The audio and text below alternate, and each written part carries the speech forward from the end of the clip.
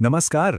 सोचिए, क्या ऐसा हो सकता है कि बाइबल के सबसे मशहूर किरदारों में से एक प्रधान स्वर्गदूत मिकाएल असल में वो ना हो जो हम उन्हें समझते हैं? आज हम एक ऐसे ही सोर्स को समझने की कोशिश करेंगे जो इसी बड़े सवाल का जवाब देने का दावा करता है। तो सवाल सीधा सा है, क्या मिकाएल सिर्फ एक बहुत शक्तिशाली स्वर्गदूत है या फिर बाइबल किसी और ही पहचान की तरफ इशारा कर रही है? चलिए इस सोर्स में दिए गए सबूतों पर एक एक करके नजर डालते हैं और देखते हैं कि ये हमें किस नतीजे पर पहुंचाता है। ठीक है, तो सबसे पहले बात करते हैं आर्कएंजल यानी प्रधान स्वर्गदूत के टाइटल की। इस सोर्स का पहला सबूत इसी से जुड़ा है। तो ये सोर्स एक बहुत ही दिलचस्प बात सामने रखता है, वो ये कि पूरी बाइबल में प्रधान स्वर्गदूत शब्द का इस्तेमाल सिर्फ एक वचन में हुआ है, सिंगुलर। इसका मतलब तो साफ है ना कि प्रधान स्वर्गदूत सिर्फ एक ही है, कई नहीं। अब देखें, यहां पर यह सोर्स यीशु और इस अकेले टाइटल के बीच एक सीधा कनेक्शन बनाता है। यहां लिखा है कि यीशु की आवाज प्रधान स्वर्गदूत की आवाज है। यह सच में एक बहुत बड़ा इशारा है। तो मतलब लॉजिक बिल्कुल साफ है ना? अगर प्रधान स्वर्गदूत केवल एक है और यीशु की आवाज ही प्रधान स्वर्गदूत की आवाज है, तो इसका मतलब तो यही निकलता है कि यीशु ही वो प्रधान स्वर्गदूत यानी मिकाएल है। चलिए अब दूसरे सबूत की तरफ बढ़ते हैं। ये जुड़ा है स्वर्ग की सेना की कमान से।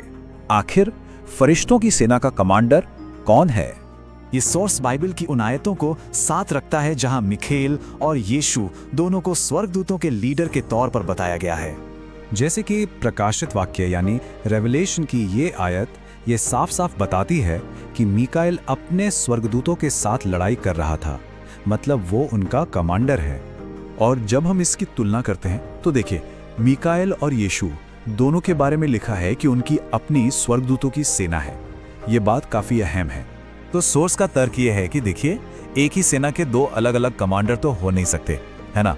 इससे तो टकराव होगा, कंफ्यूजन होगा। तो इस लॉजिक के हिसाब से मिकाएल और यीशु दोनों एक ही शख्सियत होने चाहिए। अच्छा, अब आते हैं तीसरे और आखिरी सबूत पर, और ये जुड़ा है एक बहुत बड़े संकट के समय से। बाइबल की भविष्यवाणी के मुताबिक उस मुश्किल दौर में मिकाएल और यीशु की क्या भूमिका होगी?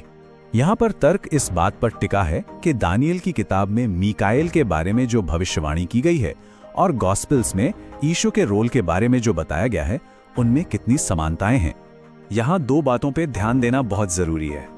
एक तो है खड़ा होगा, जिसका मतलब अक्सर होता है कि कोई राजा या शासक एक्शन लेने वाला है, और दूसरा है संकट का ऐसा समय, मतलब एक ऐसी मुसीबत जो इतिहास में पहले कभी नहीं आई।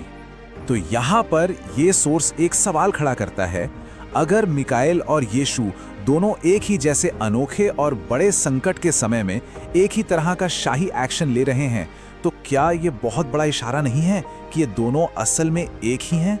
तो इन तीन अलग अलग सबूतों को एक साथ रखकर यह सोर्स अपने फाइनल नतीजे पे पहुंचता है। तो एक बार फिर से देख लेते हैं हमारे पास क्या क्या है।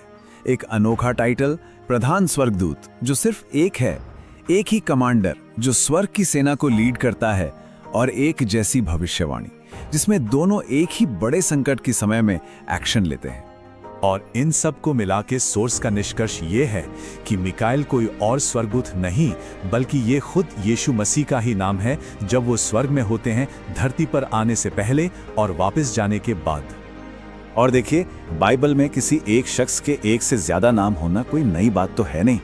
हमें याद है, याकूब को बाद में इस्राएल भी कहा गया और शिमयोन को पितरस नाम दिया गया था। तो आखिर में ये व्याख्या एक बड़ा सवाल छोड़ जाती है। अगर मिकाएल ही यीशु है, तो स्वर्ग में अधिकार और शक्ति की जो संरचना हम समझते हैं वो कितनी बदल जाती है? और शायद यही वो सवाल है जो इस पूरी बात को इतना दिलचस्प बना देता है।